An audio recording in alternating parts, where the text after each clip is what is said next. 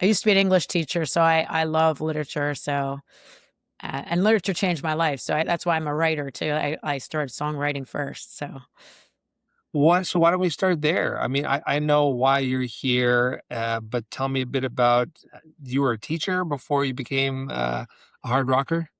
yeah. So, similar to the idea that like really one teacher really gets you into school, I had an English teacher who, first of all, I struggled with English poetry mostly in high school really badly. I just didn't understand it, but I mostly was given very Victorian kind of English and Canterbury Tales kind of stuff, and I was like, I don't get it. Like I don't understand. And um, so by the time I was a freshman in university, I had this Dr. Sorensen, and I gave a paper in, and he said, "You're one of the best writers I've ever had." And I thought, like, I was like, no one's ever said that to me. And so it really, just that comment, made me really get into writing. I always was into literature. I loved short stories. I loved Edgar Allan Poe. I loved poetry by Edgar Allan Poe. I loved the stories of Edgar Allan Poe.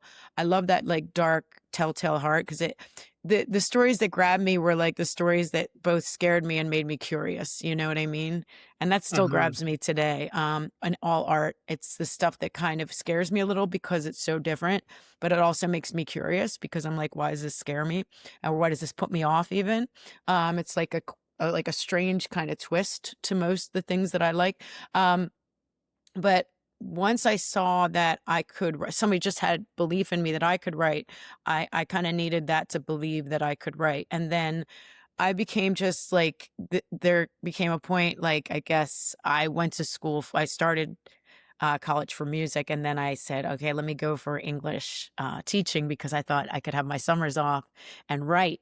I was going to be a writer, not even a musician writer, like not a songwriter. And then by the end, I did teach for 2 years. And then in my summers, I tried to write books. I tried to write a book and then I'd get stuck.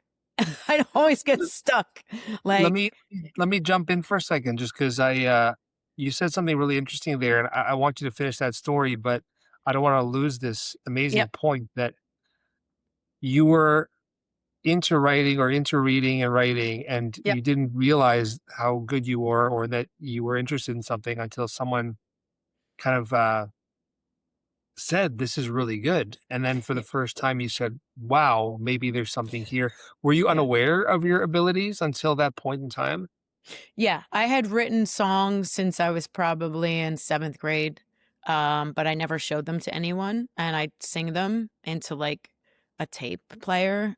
I actually sent a song into a record company and said to myself, it was the summer I went to Egypt, and I said, if I come back and I hear from them, then I'm going to be a singer. Like I made a deal in my head, and they Yeah. never wrote me back. And I thought, well, I guess that's not for me. Like I have a very black and white brain like that, and I had it. But it's funny because later I went to a vocal instructor. She's like, they wouldn't have just took unsolicited material anyway. I was like, I didn't know that then. Like, you know what I mean? I made it mean something, which is what I learned. Don't jump to conclusions. But I always needed that like validation to just know that um I always had that spark of like I wanted to write. Like I always and I Uh, started writing songs and poetry. Like I started writing I started writing songs first and then I started writing poetry. More so, and it's funny because I did not like poetry in high school at all. But I started all this in seventh grade through eighth grade yeah. and yeah. Sometimes that self-validation comes from a moment like that teacher saying, "By the way, this is really good," and then you get that confirmation of, "This is what I thought. Now I'm really gonna believe in myself." Is that what Yeah. happened to you?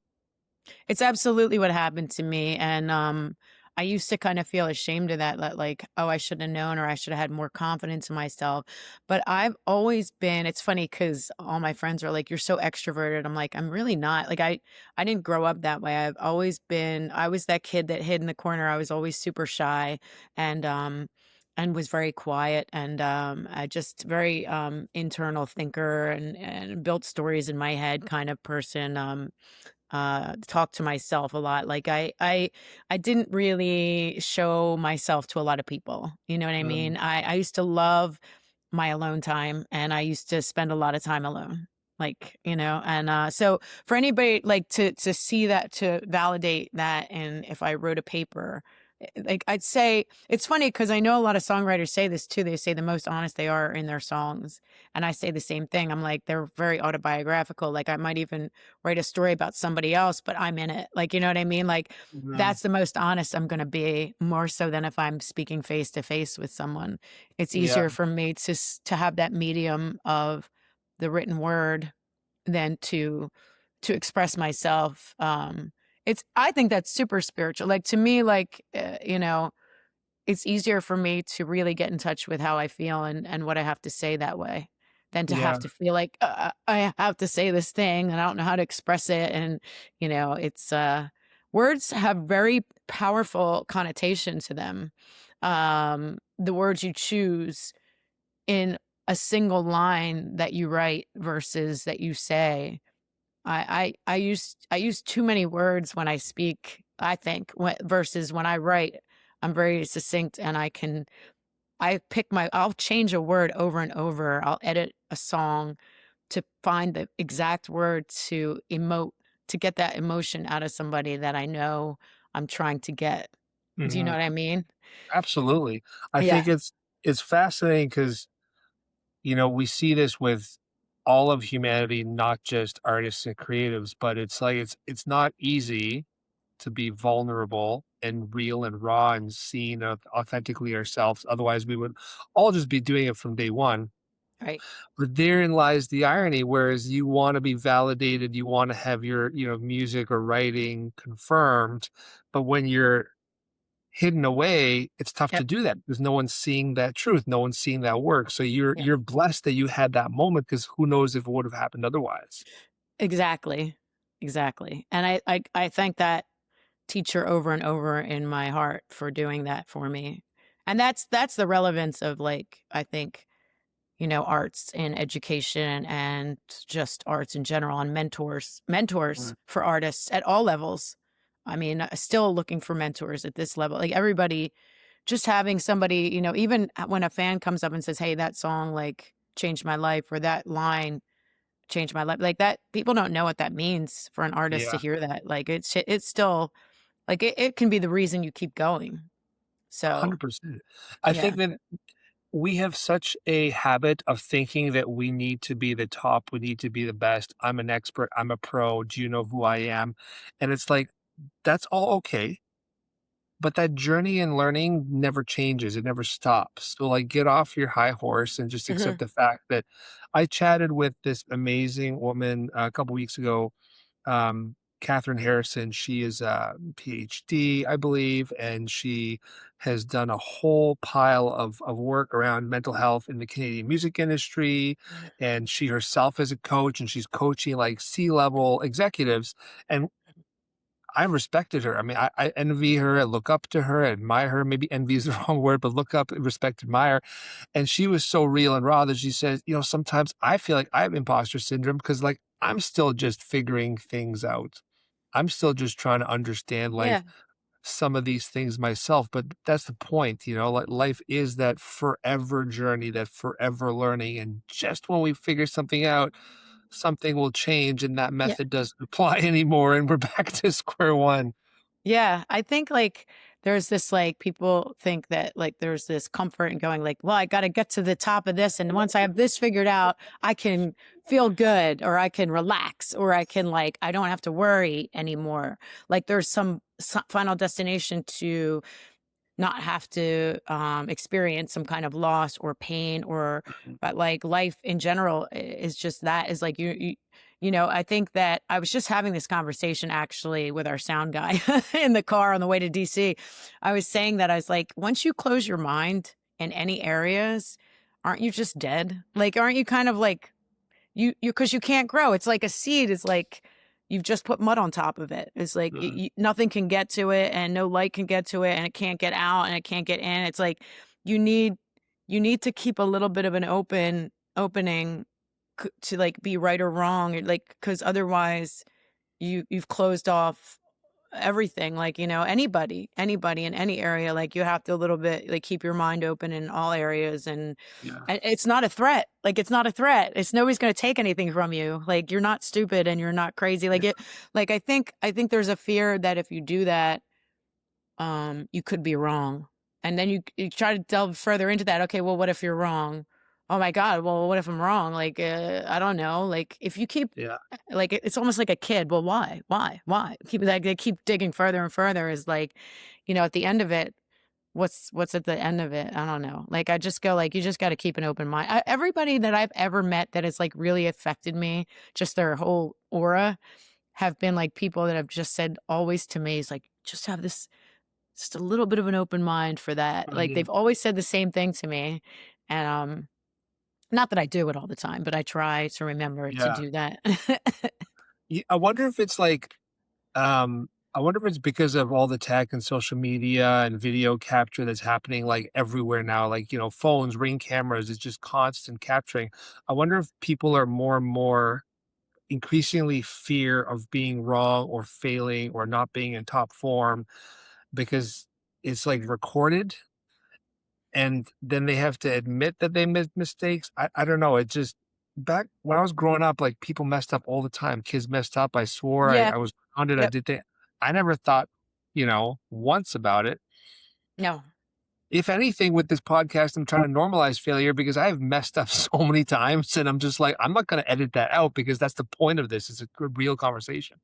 I think that's how you learn is, like, you make mistakes, like, simplicity, like, if you put it as simple as you can, like, I remember how many times I fell on a bike. If I stopped the Yeah, first time I fell, I never would have rode a two-wheeler ever. yeah, Like, I wanted to quit 80 times when the training wheels came off. I still remember that, like, all the way back then, but I think there's, like, also this, feeling that if somebody catches you making one mistake, it's over, mm, and I think that's terrifying, and I don't I was talking to a friend of mine recently and she was saying about posting and she's like, I don't want to post that because what if people think this? And I'm like, why don't you just post like just be yourself? You're a good person. Like if those people don't like it, they're not going to be on your page. She goes, yeah, but then like I could get in trouble or it could like, and I'm like, I don't know, man. Like I don't know.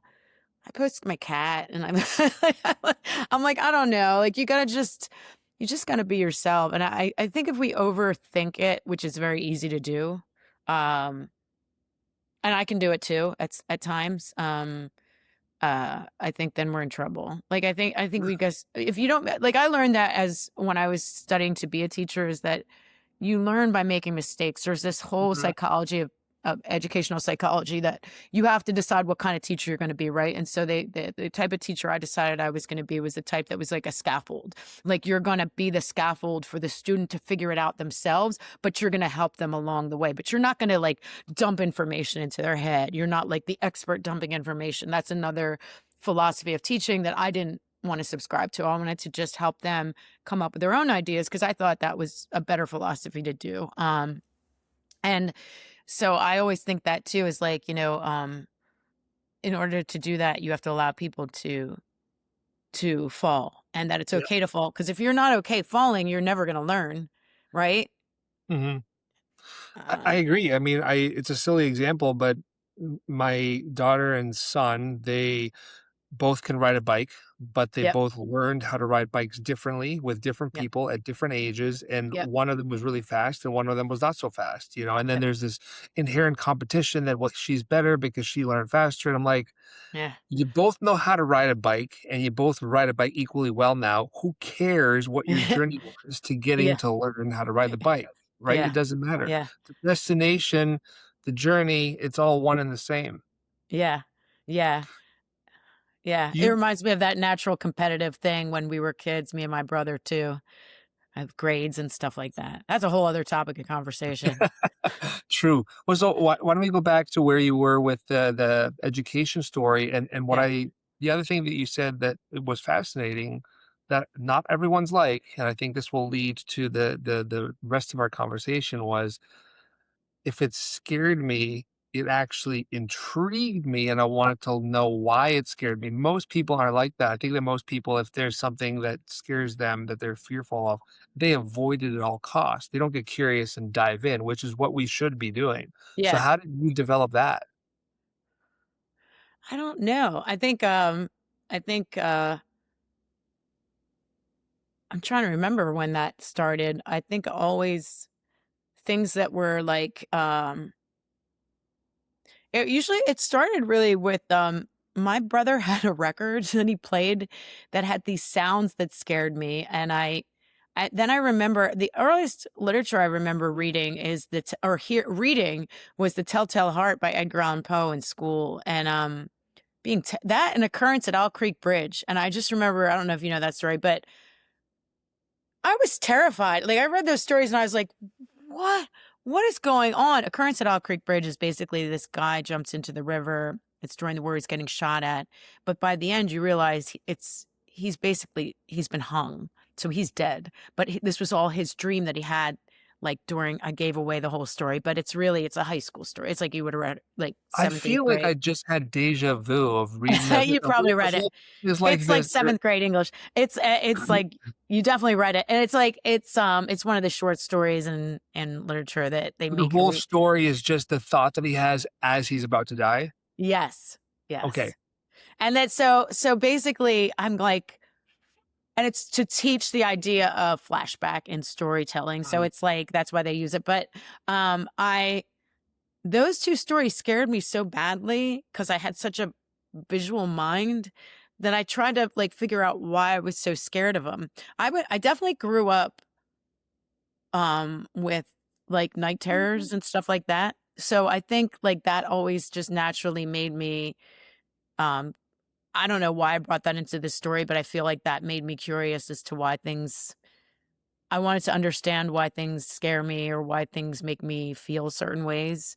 Mhm. I even now, like, if something is happening in my life, I'd like to investigate it. Like, I, like, try to, learn all I can about it. So it applies in all areas, but to me, like, for instance, I went to Rome also in 2015 on my way to Egypt, and then I went to this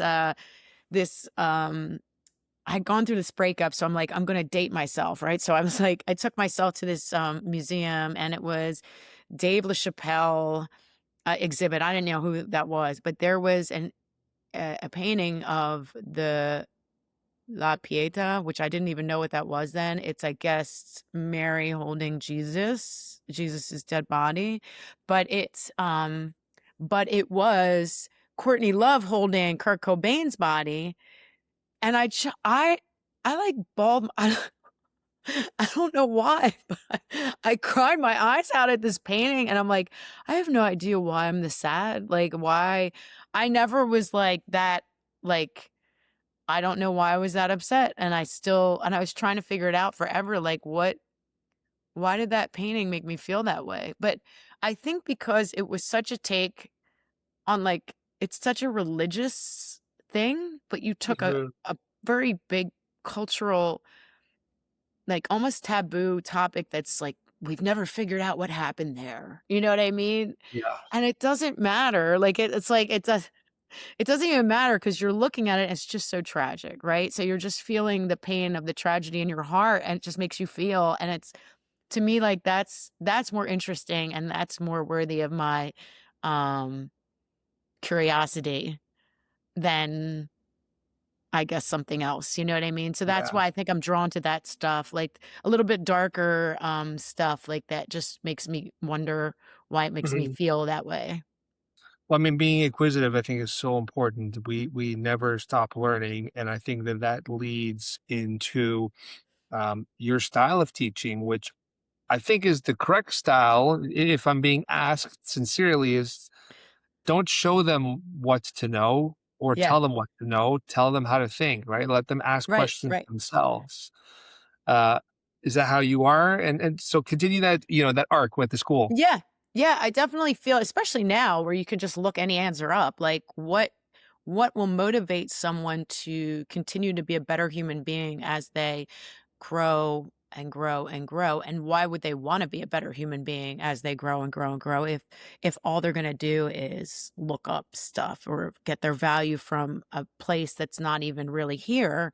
Mhm. Like, how do you learn to be socially and involved and care without completely giving over your entire day and brain and self to a cause that's halfway around the world that you maybe can only do so much about, right? So, and how can you affect your community here where you are, in and the sphere of the friendships that you have in a very powerful way? And why would you? So, to me, if I don't, if when I was teaching, I mean, that stuff wasn't kind of as prevalent at that time when I was teaching, because it was a while ago. But like, I still felt like if you're not teaching them to think on their own, then you're really just boring. First of all, you're boring them to death.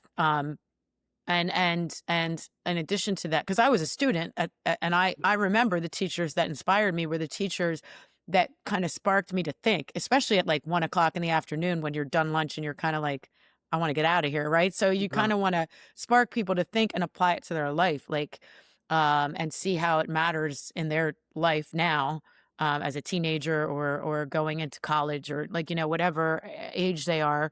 Um, so to me, like, that's it. It's like they're gonna have a different answer. Like a critical thinker is gonna have a different answer. But if you're not teaching them that, then are you teaching an encyclopedia? Like it's nice to Yeah. have knowledge. But right now, especially now, you can look up answers, but how do you apply those answers to real life situations and to like help other people? I think that's like a really good way to teach in general and also to interact with people in general, and to be open to listening to Mhm. people, you know? I like that concept that you just said there. There's, the curriculum, there's the material that we're being taught within Mhm. whatever system. And it's not about this material. It's about how can I think about this material? How can I take this material and apply it in other situations or outwardly rather than this being the gospel? Let's Mm, build something around it entirely. I mm, was kind of, I was really lucky because I lived until 14 in the public system. mm, Then from 14 to 18, I was in the private system. mhm, Um, just happenstance in my life. And when I moved into high school in Europe, I was at international school. It was the first time that there was material being taught where some of the teachers would say, here's this book and here's this course.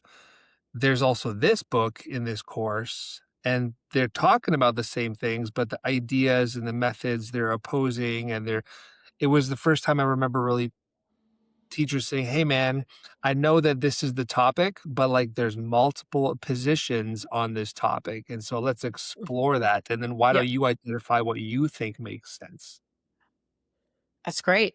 That's exactly like, you know what I mean? That then you're involved and you're engaged in a Yeah. conversation, and then you have to hear opposing points of view or Mhm. alternate points of view that might open you up to an idea that you never had before.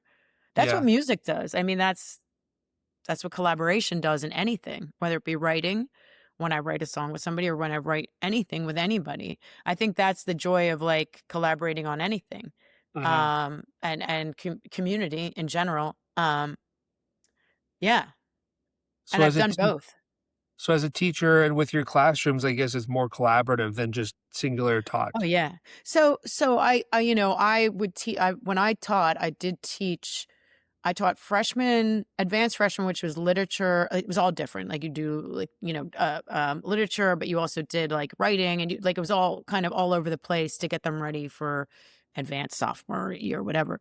But by the time they're seniors, they're learning all different things, research paper, poetry, like my favorite topic to teach. So you're teaching them differently for sure. Like, you know what I mean? Yeah. Cause they have different, they have very different attention spans and very different,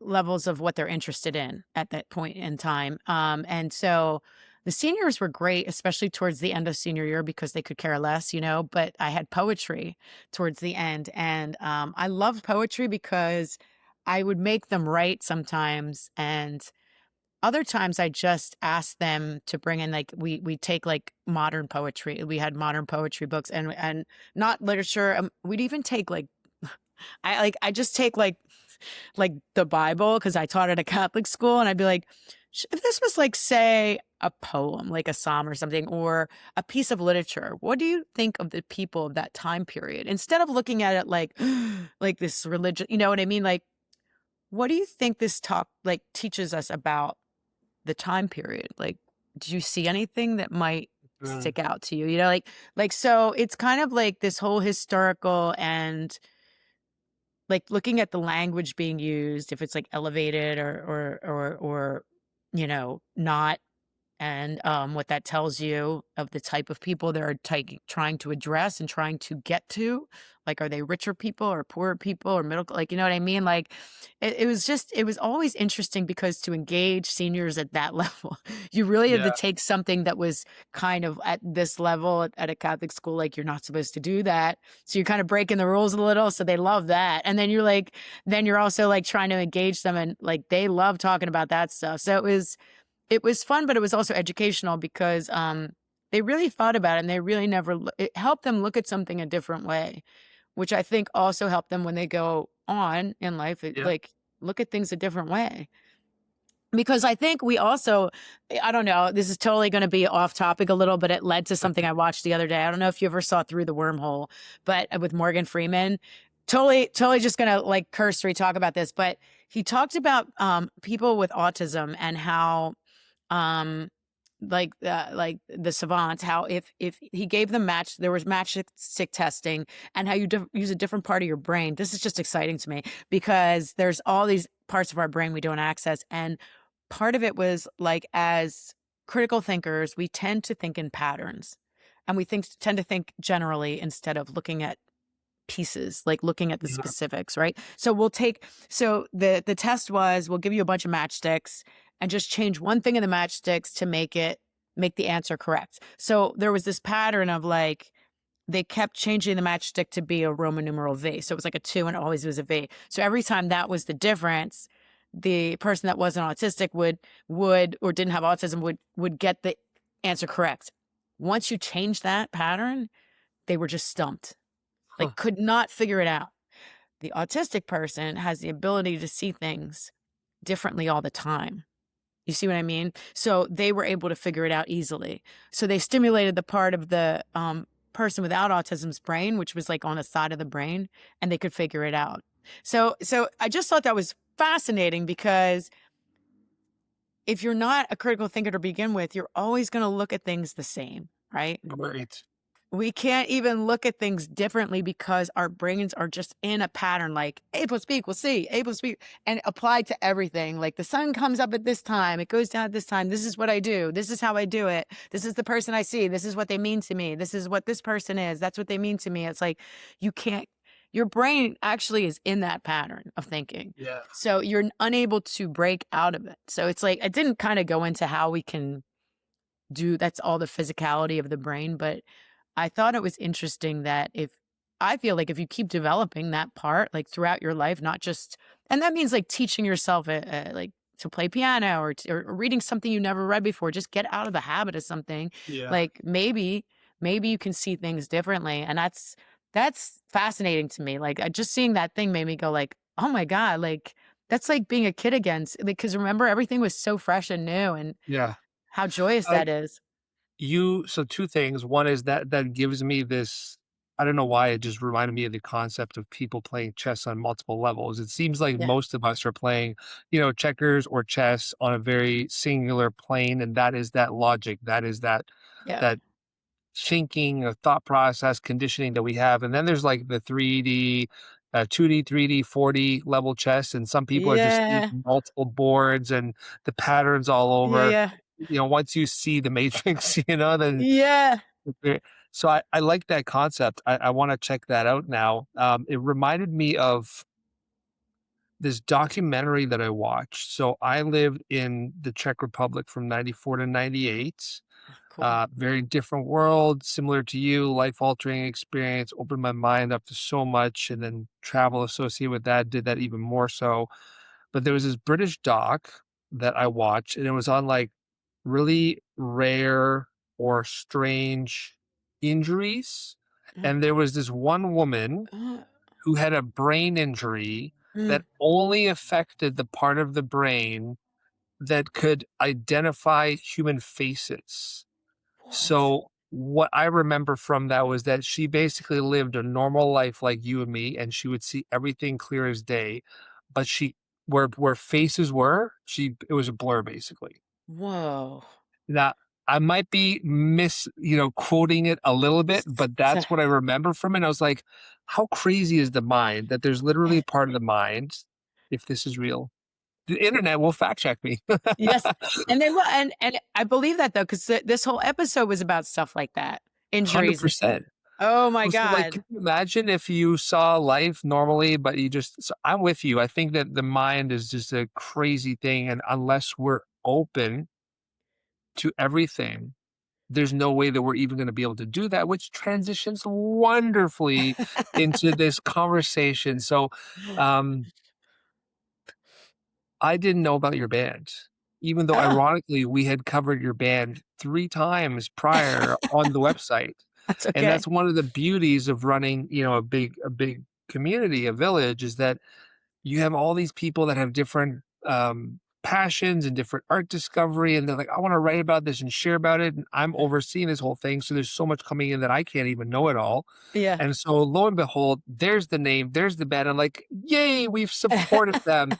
Yeah, But what got absolutely. us talking today was this contributor about a month ago reviews your single, Queens and Pharaohs, and in the review, because I edit even though I might not, write much anymore, I edit and publish almost everything. So technically, I should remember that we covered you, but, like, it's a lot 100,000 It's a lot. articles later, it's a lot. It's okay. Um, but the quote was my friend said, "Your body is screaming for you to stop, but you're not listening. I don't allow myself to stop. I didn't allow myself to stop. I didn't allow myself a lot of things. I got to a point where I was tired of my own shit, and this past year has been like a rebirth.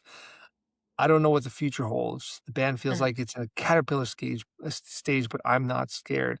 And I read that and I was like, Randy, the writer, can you put me in touch with a publicist, like whoever commissioned you to do this review? Because this person would probably be perfect for the podcast."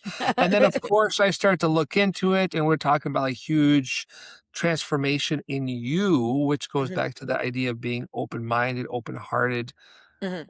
What's the change?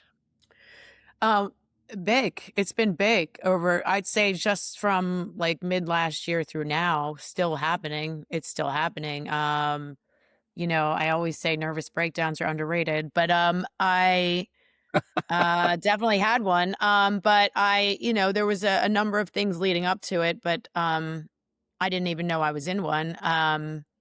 But I came to the realization, I had been going, wearing many hats in my group, with lots of fears of abandonment, fears of failure, fears of, from, childhood traumas, and also from just like I have a do or die mentality, like from good things too. But I've spent many years working on myself. I'm sober, and I've done 12-step programs, and I've done therapy. I've done, out of necessity, not out of like being an honorable human being. I always try to say that. It's not like I'm like top of the mountain woman here. I do it out of just being like on the ground on my knees and needing help. But Good for you. I could thank you. I got to a point like last year where I felt like I'm holding all the dishes, but like on the things, and I'm just like, I can't hold them anymore, man. Like I can't hold them anymore. Like, and we'd gone to Sweden and we had been touring. Like it wasn't like a constant touring, but we had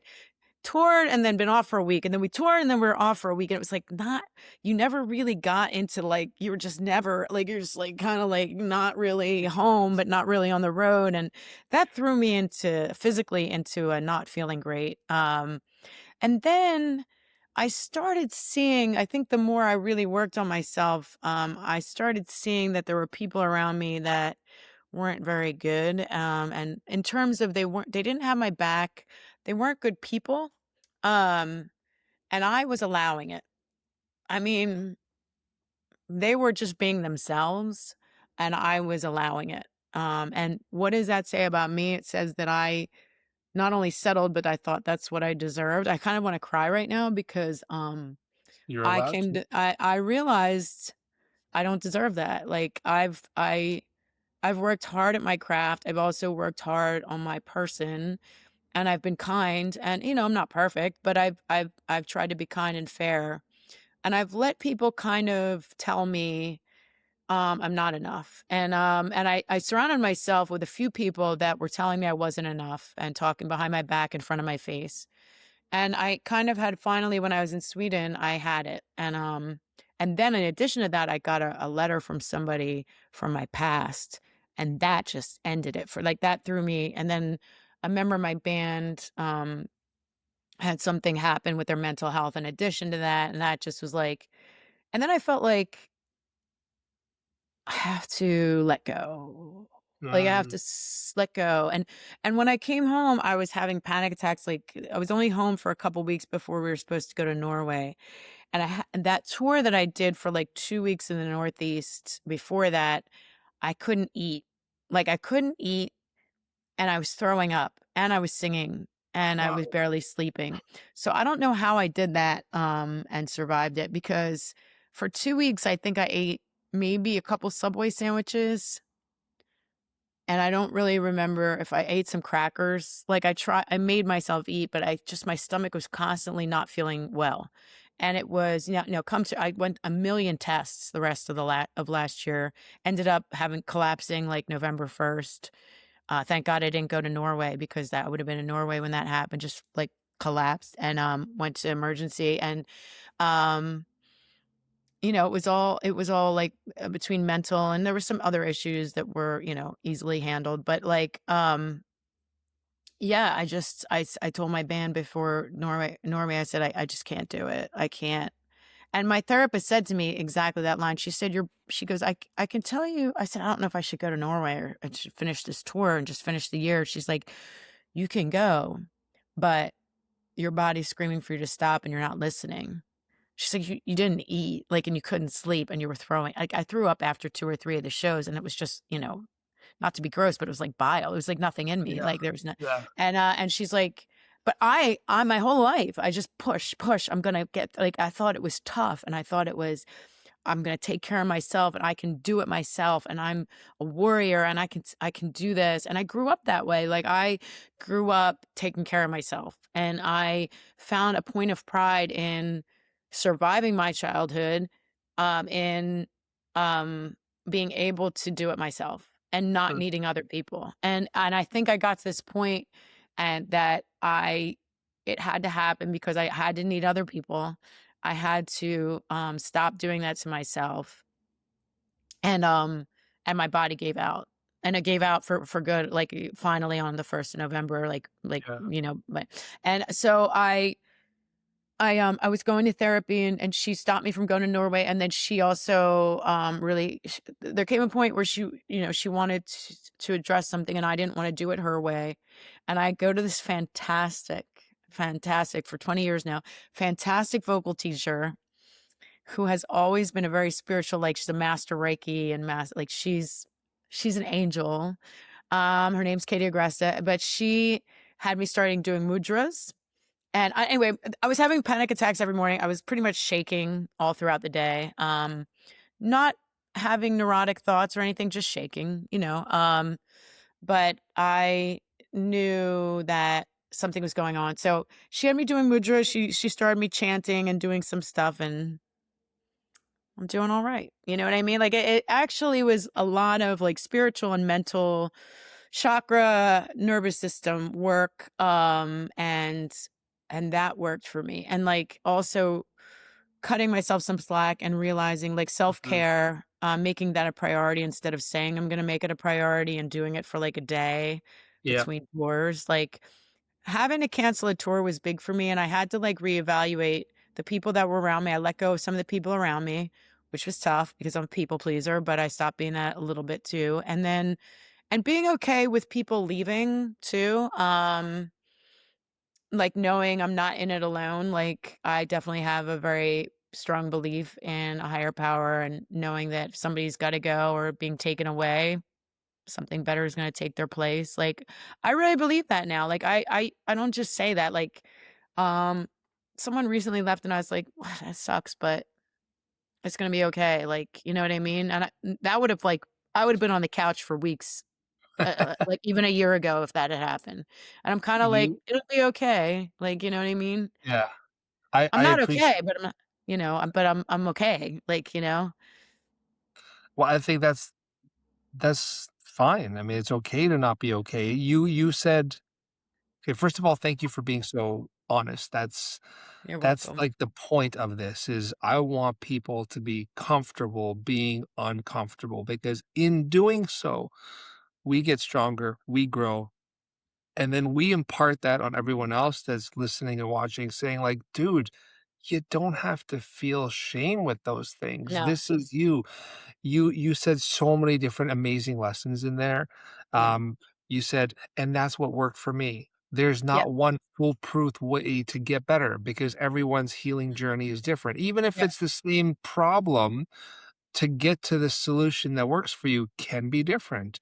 Mhm. For me, it was a lot of talk therapy that for some reason, me speaking with other people, them holding up mirrors, multi-dimensional chessing myself, like Yeah. that's Yeah. what worked for me. But I also knew that I had to do other things like eat, sleep, cut out bad toxic food or booze or whatever it was. Yeah.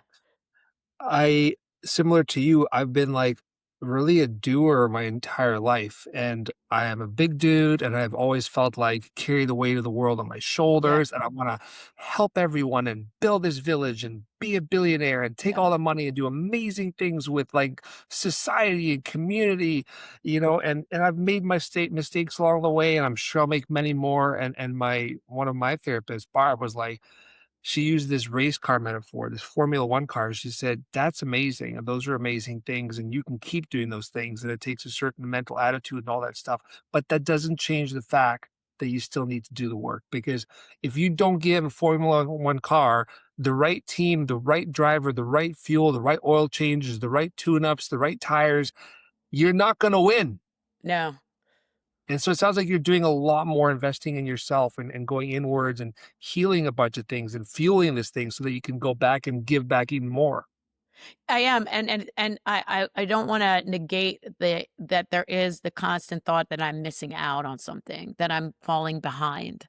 But I write about that and I talk about that. I have a fantastic drummer in my band and she's like one of my best friends in the world. I can tell her, I'll be like, "Hey, I just wanna call you and tell you I feel like we're missing out." And she's like, "You're not." And I'm like, "Okay." You know what I mean? Like, I feel like, "Oh my God, we're falling behind or we're missing out." Like, that's been my one thing that I always that's made me keep like going in a circle. Like Yep. I'll keep working, but I'm not really gaining anything, not really Yeah. getting anywhere. But that's why I do it. But it's like, and she'll remind me, she'll be like, "Yo, no, you're not falling behind. You need to do this." And Yep. friendships are really important. Like people that see you and know your shit. Like, you know what I mean? Like, and can hold the mirror up and Mm. like, so I've definitely have that as well. And you need like one or two of those people that can, and you say just I need you to be honest with me, man. Like, cause I can't see it. Like I'm looking in the mirror and I don't see it. So, Yeah. and I don't want to keep spinning my wheels in the wrong direction. Right. Cause I'm Yeah. more afraid of that and listening to the wrong voices there than but I want to also add like taking care of myself is not easy. It's not my first that's not my instinct. My instinct is to if I'm laying on the couch watching a show, I'm like, I shouldn't be doing this. I should be working. Like I don't like to relax. And I've talked about that immensely with my therapist too. She's like, that's hard for you. Like that's not Yeah. easy for me. Because I was a very performative person. Like I had to do that to be loved, like performance Yeah. A's, like so, so it's unlearning is a huge part of my journey as well.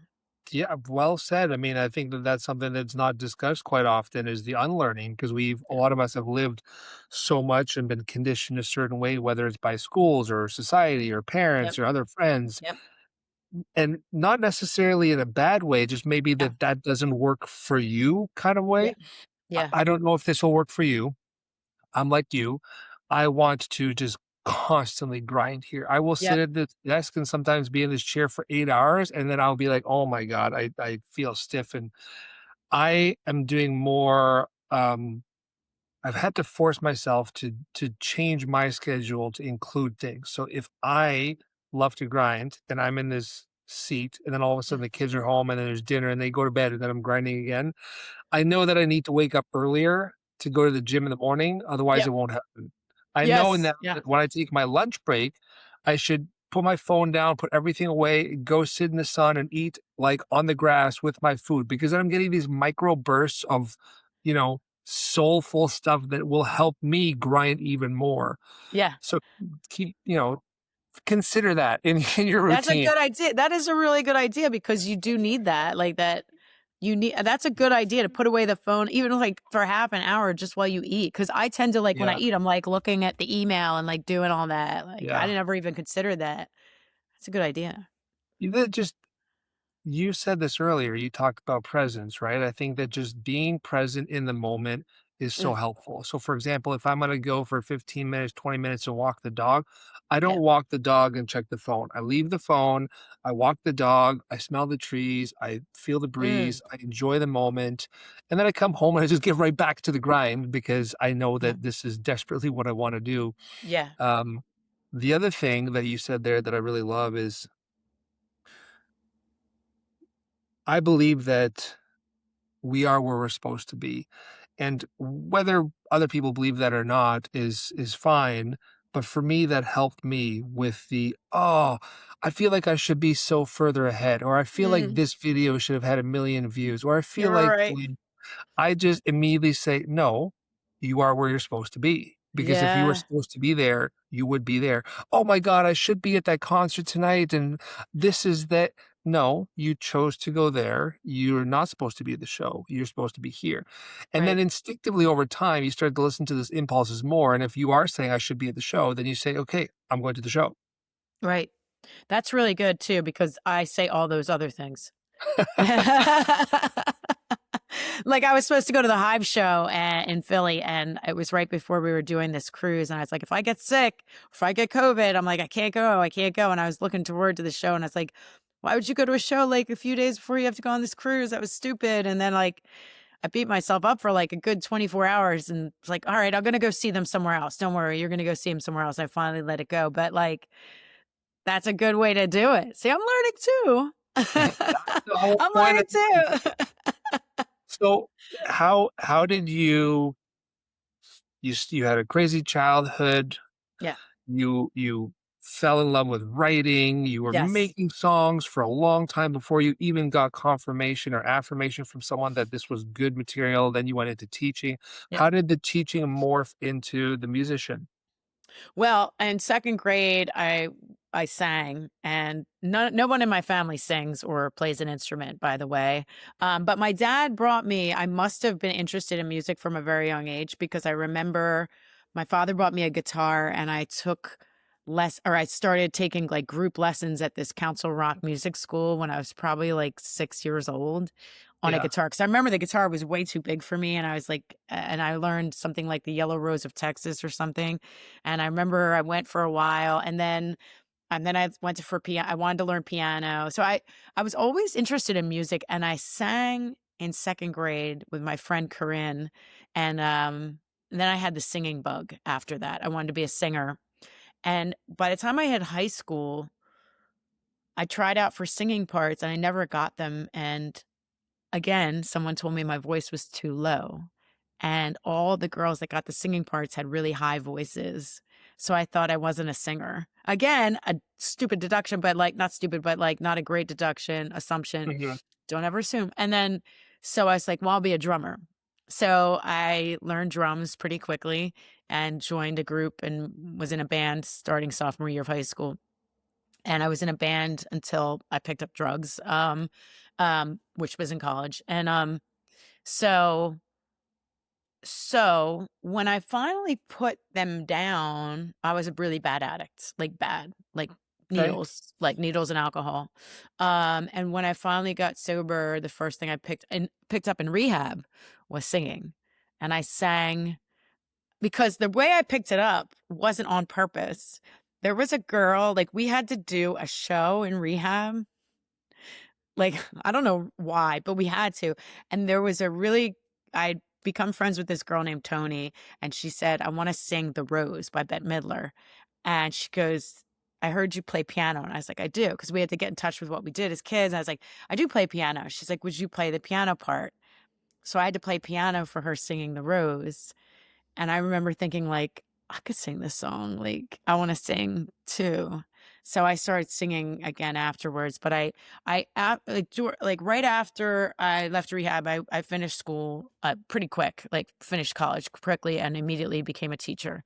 And when I was teaching, I also was doing open mics, and I realized in my 2nd year of teaching, I was friends with another teacher who said I said, "I really wanna be a singer, like, I love teaching, but, like, I wanna be a singer." And she's like, Mhm.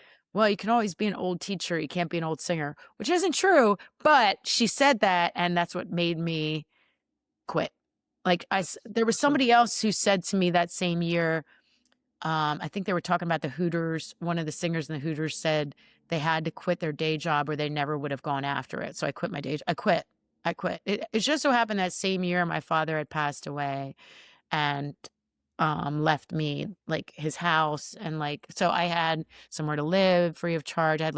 So I had an opening to pursue it full time. That same year, I was diagnosed with an illness that made me not be able to work at school. So I also that last half of that 2nd year, I had to take medical leave anyway. Mhm. So, and which it didn't really help me in terms of I also didn't go to sing or anything, but I got over the illness. And I also, um, when I realized it was like all these things together made me go like, you don't know how long you're gonna live. Like I got better. And thank God I got like over my illness. Some people don't, but I'm, good now. But like I was very young and I could have, died in my 20s, but I didn't, and I healed, and I thought, "Do you wanna be a teacher or do you wanna be a singer?" I was like, "I wanna be a singer, I'm gonna go for it." And that between that and my father passing away and also getting, somewhere to live free of charge, and I was like, "I'm gonna quit. I can always go back," and I just went after it, and I've never gone back. So, That here I that's am. wild.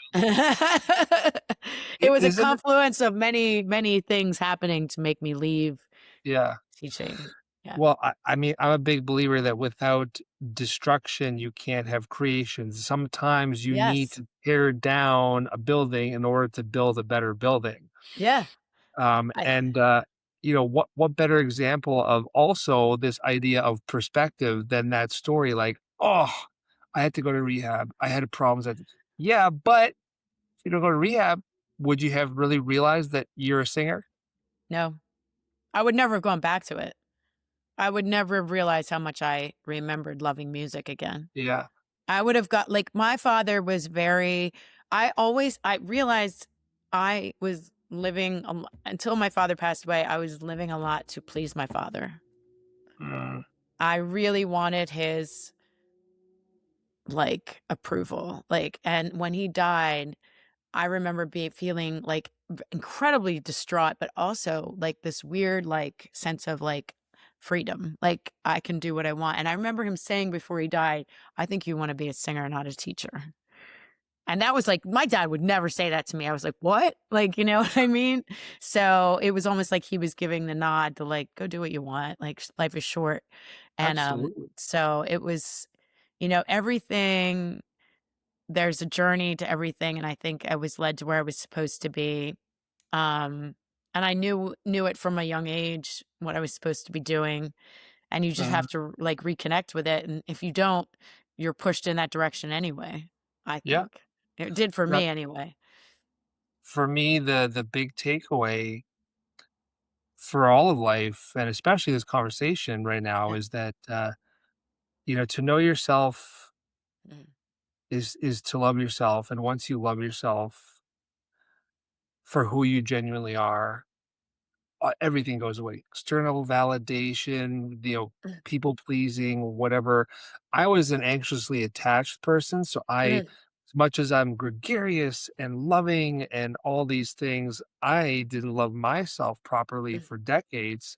And that's why my relationships failed because I was looking for love or getting that validation from the other person's love rather than my own love, which didn't make me a Mm, great partner. And which is why the relationship didn't work because there wasn't that good balance. As soon as I started to do inward work, really ask myself who I was and why I'm this way and why did I make those mistakes and pick them apart and put myself back together, man, the calm and the peace and the confidence and the knowing that mm, comes with that is unreal. And it sounds mm. like you're starting to really know yourself even more and love yourself more, and you're on a path that's going somewhere else. Yes, definitely, definitely, and I'm grateful that I am. I'm grateful for every, not so great thing that's happened and painful thing that's happened, Yeah. because all of it has led to me growing into, like, the person that I am now, and, I love her, like, she's a badass. She is. She's she's right here talking to the world with flaws and all. That's like there is nothing more badass than that. Thank you. Same. Thank you. So, before we start to wrap up, why don't we talk a bit about music? I'd love to get your take because you've toured so much, you've done so much records. I mean, not everyone can say that they have positive affirmations from Joan Jett about their music and their abilities, which congratulations, that's a Thank huge, you. and I know that there's many other ones. I just thought that that one was apt given the low voice and a lot of the stuff that you're doing. Yes, yes. Um, what does one need to be in music? What does one need to be an artist that can do it for a living, so to speak? What's your perspective or position on music? I think don't, like, grab for things just because you think they're easy answers. Because I did that early, and I think those roads lead to nothing. Because I think there's a point where you can get really desperate if things aren't happening for you and you're watching people around you. And I think social media allows for that extremely easily.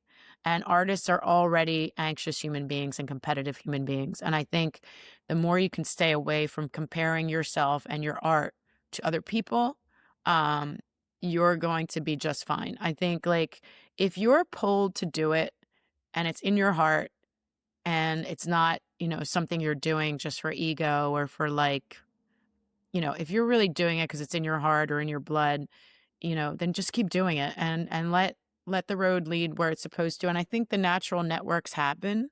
And some of those networks stay and some of them, get quieter and then they reappear all of a sudden, oddly enough. I've had that experience where some people have been in my life for a few years and then they disappear for 10 and then they're back. Like, Mhm. you can't plan that, um, and then also the networks that you have that you value, be grateful for, and let them know you're grateful for them, not like desperately, but like out of like, remind yourself in the morning like 5 things you're grateful for. That's always a good thing to do. Um, but yeah, mostly just be the artist that you are. Don't like put this immense pressure on yourself to create, create, create, because sometimes you just can't. Like I Mhm. always thought like I can always write. I can always write. But some of the things I look back that I wrote, I'm like, I shouldn't have wrote that. I wasn't really in a place where I wanted to write. I was just writing to like, get a song on the radio so I could make money. Like, sometimes and we all do that. Like there's just it's no like easy Yeah. sometimes you need to make money, like, you know what I mean? But, like so there's no right or wrong, but, just trust your instinct, I think. And opportunities come because some people have said to me, like, "Well, how did you do that? How did you do that?" I didn't do it. I just stayed the course. Like, I kept doing what I do, and I used to look at people and be like, "How did they get on that? How did they get on that?" But, like, that stuff came to me the longer I was doing what I did. And I've had a lot of failures, a lot of empty rooms, a lot of like terrible heartbreaking shows and a lot of heartbreaking losses. So people don't see that part. You know what I mean? Everybody has them. Everybody has them. So like don't think it's unique that if you're having a hard time, everybody has. One of my greatest mentors said to me, um, you probably wonder sometimes if it's worth it. It is. And I was like, I'll never forget that because it's a very successful person and they just said that and I was like, you know what? That shows that they've been through like hell too. Like nobody has it easy. Like the Yeah, greatest, highest level to the lowest level, we're artists. You know, sometimes you make money, sometimes you don't. Like, yeah. so it's but if you can, you really have to have a faith in something though, because if you don't, it's a hard road. That's my I opinion. I absolutely love that, and you kind of helped me expand on something in my mind. So I'm a big believer in persistence and perseverance. And I've been listening to a lot of Nipsey Hussle lately. He's got so many wisdoms, and his last album was just phenomenal. And he's got this catchphrase, "The marathon continues." It's funny how when you think about the world of certain sports like racing, whether it's like a marathon or cars, usually you see like the gun and okay, they're off. And then Yep. you see them crossing the finish line. You Yeah. see the passion and you see the product. But what people never see is the persistence and the perseverance and all Mm-mm. the pitfalls that come before those. Mm-mm. And there's a lot of heartache, a lot. I mean, I can't tell you how many times people have left unexpectedly at terrible times, heartbreaking, and like it just rips your heart out, and or possibilities years in the making, just the rug gets pulled out from under you. But Uh-huh. there's always been a door open when or when a door closes. Every single time a window opens, every single time. Like I can tell you that from experience. It might take a week or two, but like literally right after it closes, something else opens, and you're just like, wow, It's wow, funny how people will hindsight's 2020. People oftentimes don't even see that. That's not the door that I want. I was doing this. But dude, that's the door that opened. So why not just right. go through it and see where it takes you? Yeah. Especially when you're thinking you want this, it's usually the wrong thing to want. Like just Yeah. go that. There was a period I would have said to you, I'll do anything I want to be on a major label. And we've showcased for majors. And I am so grateful we didn't get on a major. Like at the time that we didn't, and we signed to an independent with a major distributor. It was the best thing that happened to us at that point. Like Yeah. we would have been lost, and we would have probably quit. Like we would have been nobody on those. But I thought that's what I wanted. And the first thing I say, it's funny because two people recently came to me, two friends. Hey, can you tell us what label like? Can you get us on like a label? I'm thinking like, why do you want to be on a label? Like, why? What's your goal? What do you want this label to do for you? But Yeah. people still think like if you get on a label, I have some kind of validation or worth to other people, and people come to my shows or whatever. It's like, but what do you want this label for? Like a bankroll, or because you're going to owe it back, or do you want like Mhm. the collaborate with their artists, or do you want to get on shows? Like, what do you want from like you have to have a desire in Yeah. mind or a goal in mind, and then choose if you need a label and what label it is. Or do you just need to do a GoFundMe? Like, you know what I mean? Like, yeah, because I learned that like by being on different labels and also doing it independent is like, what do you need from them and what do you want from them? So your expectations aren't completely dashed and you owe Yeah. a bunch of money at the end. Okay. So you need to know that first. And that's That why I say, that's because, amazing advice. Yeah. yeah, Sorry. Go ahead. Go ahead. I was just gonna say, like, because there was this young band that came to me while we were on the road and said that, and they're like, "Well, we want to be able to make a record. We need money." And I was like, "Do a GoFundMe. Like, you're gonna owe that money back, right? GoFundMe or not, you have fans.